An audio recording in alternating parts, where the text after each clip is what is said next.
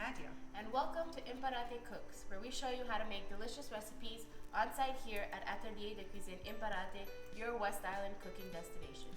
So today, Nadia is going to be showing us how to make a wonderful little carnevale treat. Exactly. So today we're going to make a delicious Sicilian casatelle with a ricotta filling. It's a perfect treat for carnevale time. Great. Let's start with the dough. So just a few simple ingredients. We're going to start with a bowl, and we're going to pour in 2.5 cups of all-purpose flour.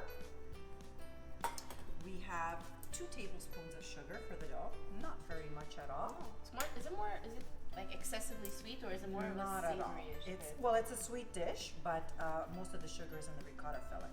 So just a little pinch of salt, not a lot. A little pinch of cinnamon in the dough as well. So let me just stir up these dry ingredients. How important is it to actually sieve your flour? You know how people pass it through a sieve in order to really mix it all, incorporate it all, and is that important? It is helpful to aerate the flour, but not always important in every recipe.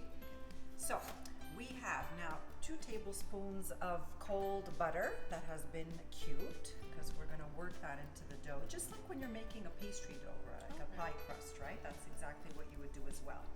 And a wonderful flavoring for the dough is some orange zest.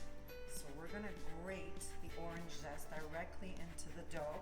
Now you know when you're grating orange zest, everyone, do not grate the white part, the pith, that's bitter.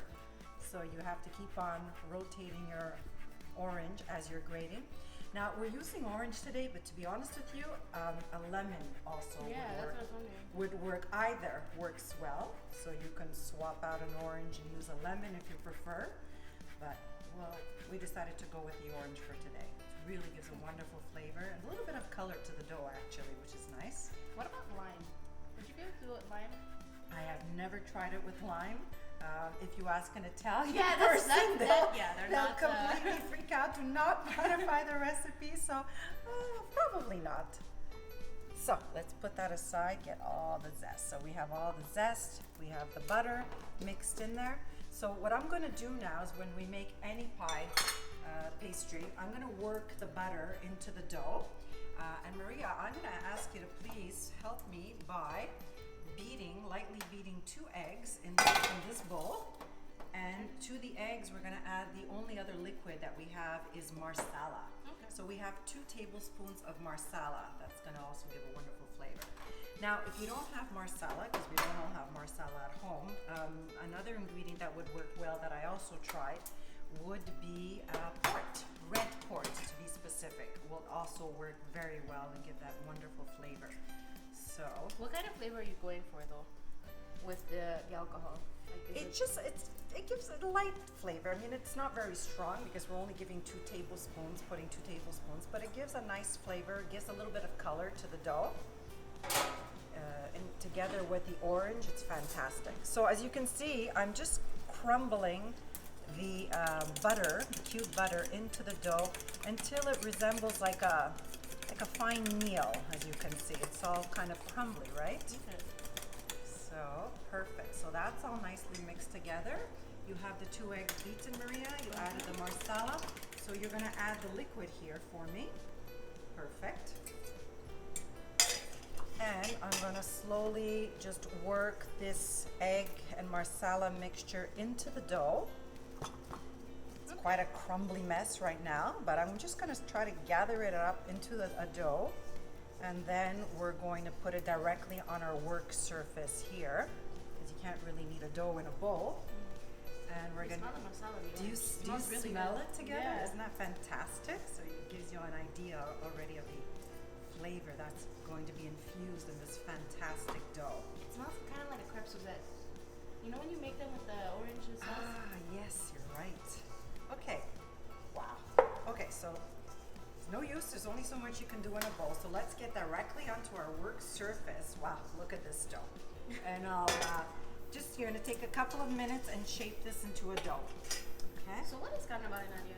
So Carnevale basically is what we call here in North America Mardi Gras. So basically, it's the Tuesday before Ash Wednesday, before Lent begins, right? Okay. So basically, what they do in Italy, we're all very familiar with the Venetian Carnival, right? Which actually starts 2 weeks before Carnevale Day, because they have all of those feasts with the masks and the festivities and the costumes. But in the rest of Italy, it's mostly that one day. So I've been kneading the dough for about 5 minutes. Doesn't take much longer than that. And this is basically what we're looking for.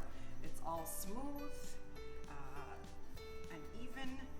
And another little trick I'd like to suggest as well is that if you find it a little dry and you're having trouble getting all of the flour incorporated and so on, you can add a little bit of water.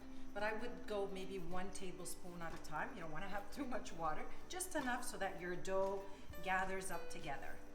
There you go. So basically when the dough is ready, it'll look like this. I'm going to flatten it into a disc. We're going to cover it in plastic wrap, and we're going to put it to rest in the refrigerator for about half an hour, so it'll be much easier to roll out and handle when we're ready to fill it out. Okay. All right. So here we go. And it'll be softer and easier to work with. So if I can give you that for the fridge. And while we're putting that in the fridge, we're going to go ahead and make our ricotta filling, so that'll be ready for filling the casatelle as well. Very, very, very simple, very basic. Very Sicilian. Very Sicilian. So we have 2 cups of ricotta. And depending on the type of ricotta you use, you may have to drain it. But as you can see, this one's fairly dry. It's not very liquidy. But if you have a ricotta that's more liquidy, I would suggest you put it in a sieve and you let it drip a couple of hours in the fridge. I think that would help to get rid of some of that excess liquid. And we have sugar. I was just going to say, we have a lot of experience with these ricotta when we do our cooking classes. Yes. And sometimes, actually, depending on the ricotta, some are sweeter than others. We've noticed, right? Some we've noticed are sweeter for some reason, although they shouldn't really be sweet, so you may adjust your sugar. But what I have here is a half a cup of granulated sugar. And you can always adjust. If you like yours a lot sweeter, you could put more. Yeah. I wouldn't personally, but hey, according to taste is what I say. You don't like sweet desserts, though. I am not crazy about things that are too sweet. That's why I really like this dessert. And we're also going to put a pinch of cinnamon in, not all of this. Well, let's say about a 1/4 teaspoon or so of cinnamon. So basically, I'm just going to whisk this until it is very smooth, and then we'll stick it in the fridge. So the casatelle, as I was saying earlier, are a tradition used in Sicily for Carnevale. So since Lent starts the next day, and we all know at Lent, right, we have all the restrictions and people give up things. So the day before is a feast where people can sort of have a last hoopla before they get into Lent. Okay. So, and a lot of these traditions, these sweets that they make, unfortunately, are fried, right? Everything has to be fried. But she has alternatives. She always has alternatives to fried food. So they'll make these little fried dough balls like a donut. They have these other sugar-coated donuts. We have these casatelle. But the great thing about the casatelle is that you can bake them or fry them. Yes. Classic snack. So what we're going to do today, actually, guys, to satisfy everyone, we're going to do both. This is going to make about 2 dozen, I forgot to say earlier. So we're going to fry a dozen, we're going to bake a dozen, and then we'll sample and see what we prefer, right? I'm sure we know which one we'll prefer, but anyway. Okay, so you see the ricotta is pretty smooth. So I'm going to let this sit in the fridge while we're waiting for our dough to be ready. And we'll be right back here to start rolling the dough shortly. All right, so our dough has been resting in the refrigerator for half an hour. Our ricotta filling that we prepared before is all done, so we're ready to roll. Okay, perfect. So we have our nice piece of dough here. What we're going to do is cut it into 4 pieces, so we can roll 1 small piece at a time, a reasonable size. And we're going to use our pasta machine to roll the dough because it'll get it as thin as possible, which is what we want. And even. And evenly. Now, if you don't have a pasta machine, it's not the end of the world. You can definitely use the rolling pin. You just have to put in a little bit more effort, a little bit more muscle, but it'll work. So we're just gonna flatten it a little bit here with my hands to get it through. And it's true for any time you're using a pasta machine that it's a lot easier to use smaller pieces of dough versus using big stretches, right? Absolutely, yeah. So cut it into 4 pieces should be great. So let's get. And usually what I do is I always run it through each setting about twice, let's say. So now of course we're starting at the widest setting over here. And the first time is always more difficult, but it's gonna get through. Perfect. Yeah, flip this over again. So we'll run it through to at this setting one more time. And we'll just basically, by twisting the dial, gradually go thinner and thinner until it's quite So thin, now actually. we've done it twice. I'll move to the next Yeah, setting. we'll move to the next Okay. setting. Depending on your machine, I know with mine, I'll go to the second to last setting.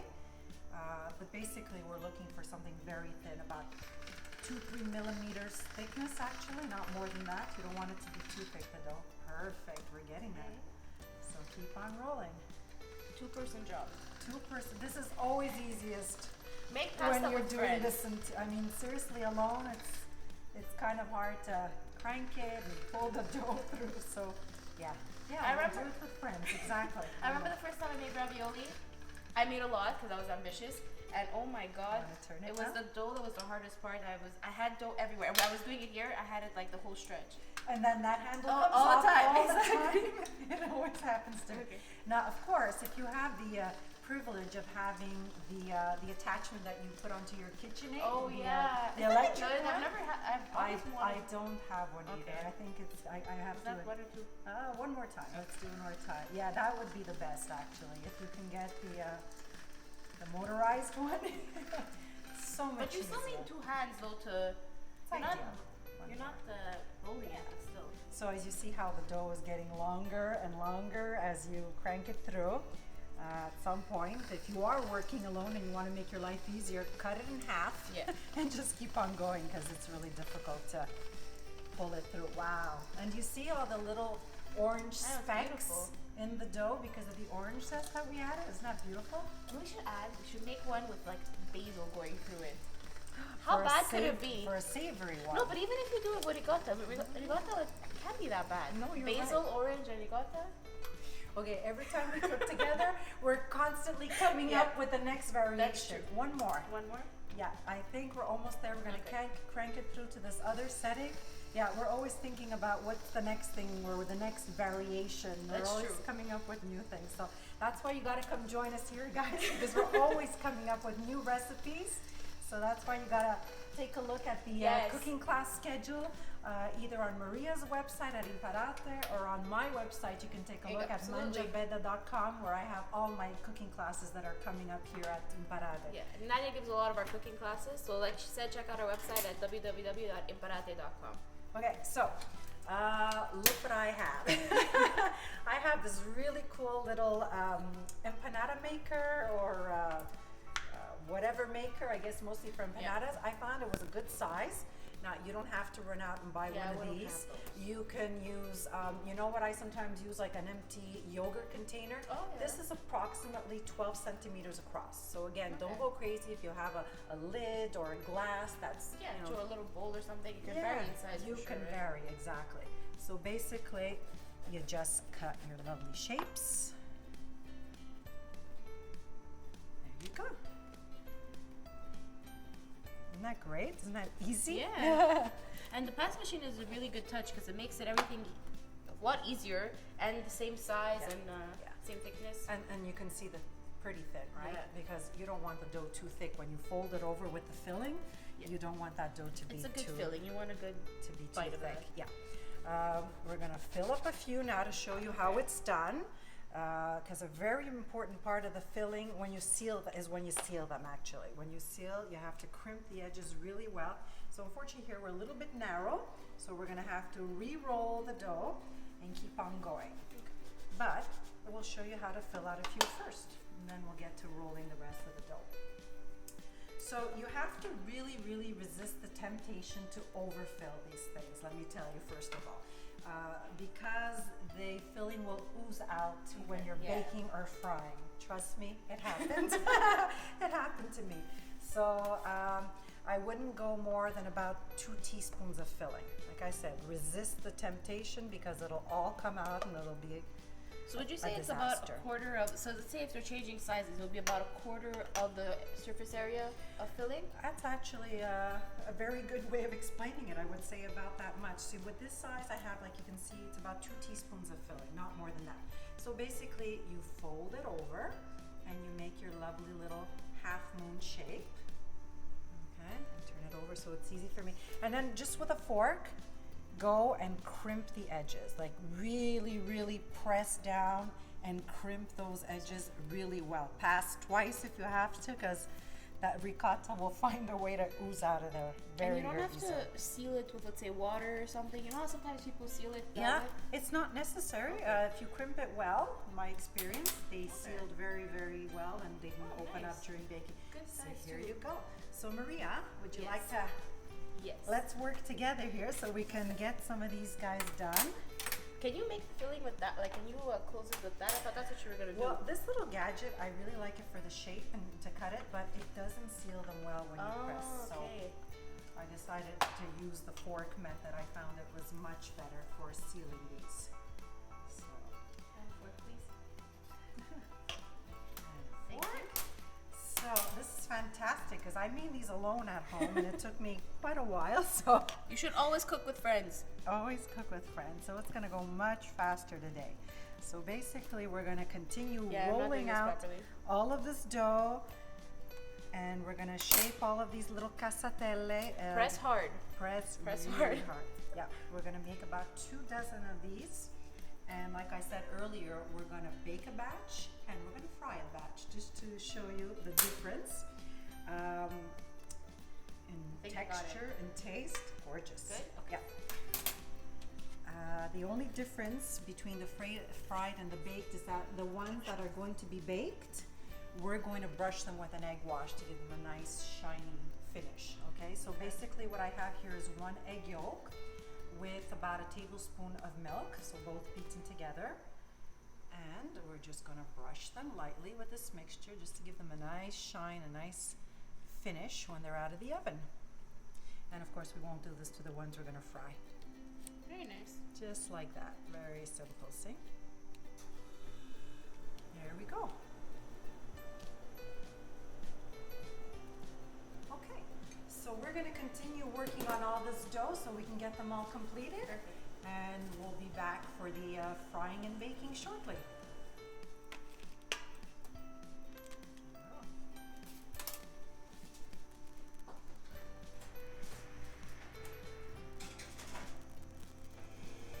So it's been about 20 minutes in a 350-degree oven and our baked casatelle are ready.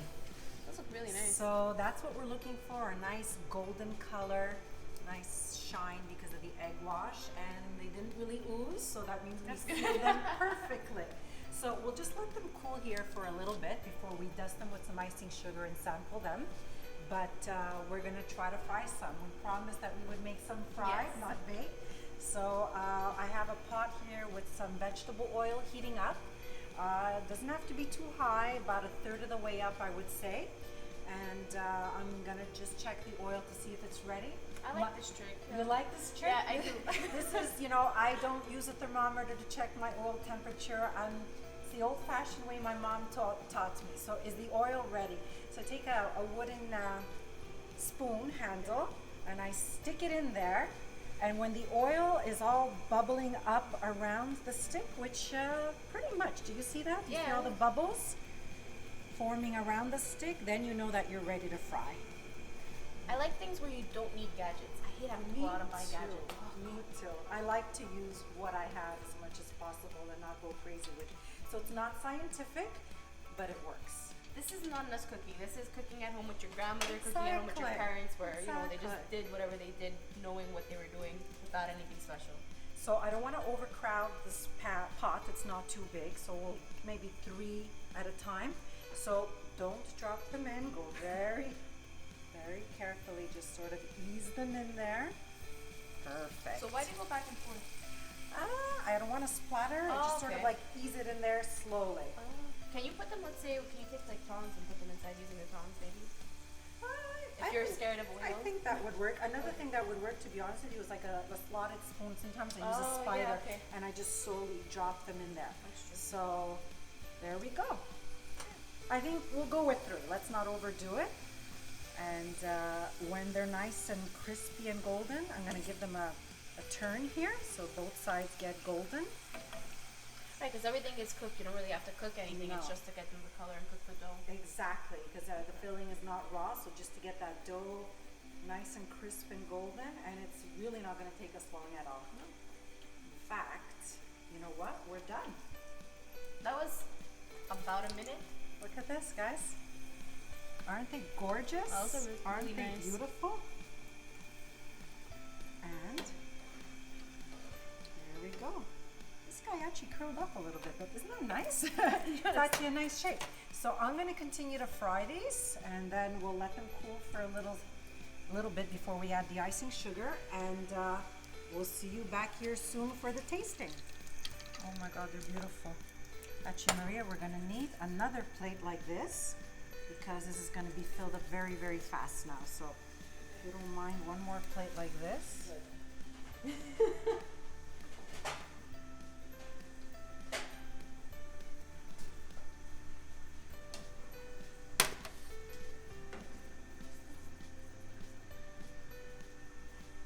Nadia, what are you doing there? So what happened is I rolled up all the dough, we used up the filling, and you know at the end you're re-rolling and re-rolling those scraps of dough that are Yeah. left? Well, I'm not going to waste anything. So I took the dough that was rolled, of course, I cut it into some strips, and I sort of improvised some chiacchiere, right? These nice little crispy pieces of dough that are fried, which we're also going to dust with icing sugar. Oh. And we have an extra little treat. Why and not? Without wasting any dough. Why not, right? If you get someone who doesn't like ricotta, they still have dessert. Why not? So we have just a few pieces here. We'll use them up and we'll sample these as well.